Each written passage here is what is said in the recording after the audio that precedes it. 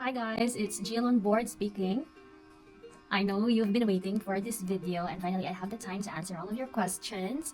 How did I go from being a public school teacher and now working as a youth staff on a cruise ship? So just to give you a short background, I only worked 1.5 years under the Department of Education, but before that I also worked in Vietnam for 5 years. So as I have mentioned, I have 5 years of teaching experience overseas, and that was in Vietnam, and just 1.5 years here in the Philippines working under Department of Education. And I find it too much, which I can say that it's not totally worth it. So I took the risk.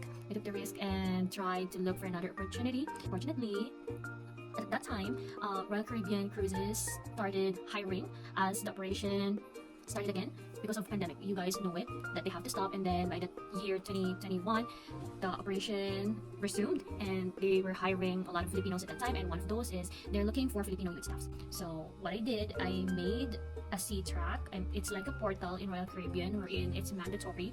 If you want to apply, you have to make a C-track first. I will just post the link here to the site where you can make a C-track as well and try to submit your resume if you really want to be a youth staff. But aside from Royal Caribbean, there are also other agencies that are hiring youth staff, which is one of those is the Magsaysay Careers, if I'm not mistaken. My current company, which is the Arroyo Cruises, and that's under the Senator Crewing Manila. You can just try submitting all of your resumes in those mentioned sites.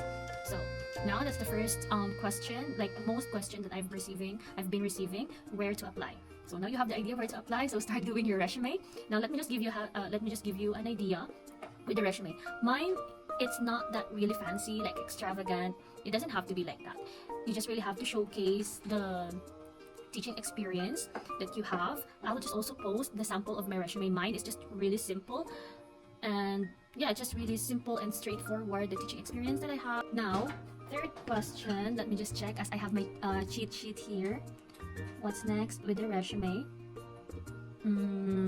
Now, after submitting my resume, I received an email the next day that I'm all ready for interview, and they scheduled me 2 weeks after that. So I have enough time to prepare. But just so you know, the interview, it's just my first and final interview. I didn't undergo to like initial interview, final interview. There's nothing like that. Not as far as I know. What's going on right now is the applicants right now are having like two interviews. First is the initial, and it's like a background checking first, and second one is the final. Yeah, but as I was saying, mine, I just had first and final interview, and that's it. And I also have my video there, just for you to have an idea what are the possible questions that they might ask you. Now, to some other applicants, what they're doing is they're already preparing the seaman's book, the trainings and stuff. But me, what I did is I made sure I'm gonna be hired first. So because me, I just don't want to spend money that I will do trainings first and after I'm just gonna look for an opportunity. No. What I did is I made sure that I'm gonna get hired first, and then after that, that's the time I'm enrolled to the trainings that they are requiring me, which are the basic training and the security training, which is the SDSD, and it took me 2 weeks if I'm not mistaken. So for those who are asking if it's really required for you to if it's really required that you know how to swim, no, it's not. It's not a requirement, it's not mandatory, it's not compulsory, but you still have to pass the practical test, which includes swimming. But nothing to worry about as you're wearing your life jacket, so you guys are fine. After doing my basic training and SDSD, that's the time I proceed in applying or making my seaman's book. And that you have to pay.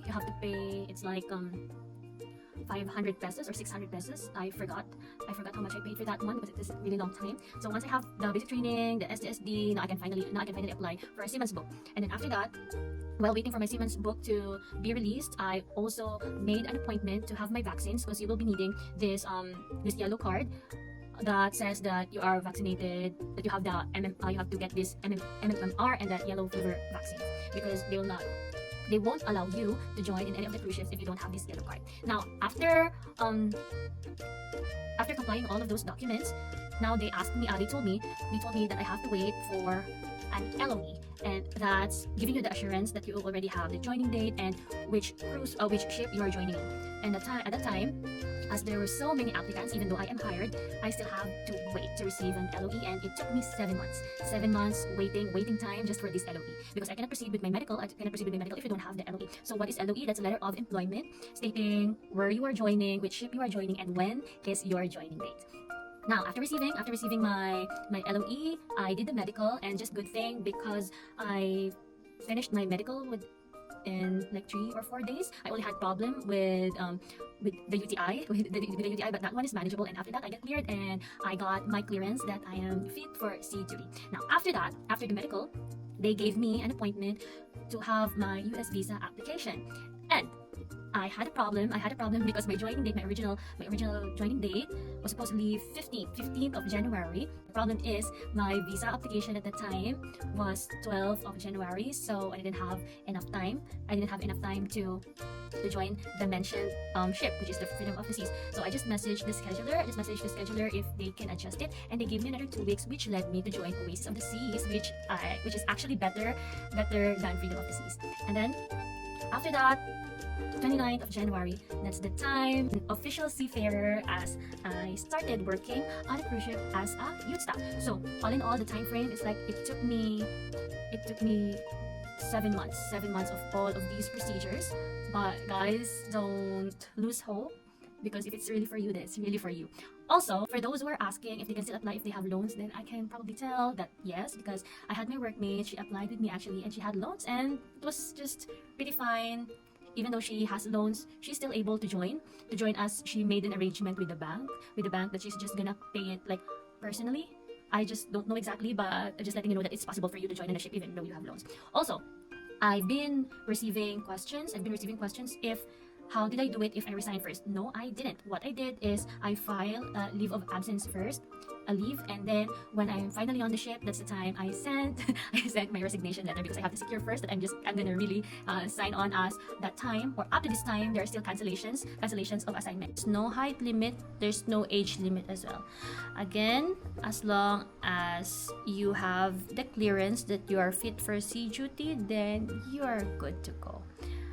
So pretty much it. And if you want to know how much did it cost me, how much did I spend in all of my in processing all of my documents, then just comment down below and let me know if you still have questions or anything that you'd like to know about working on a cruise ship. So ciao ciao.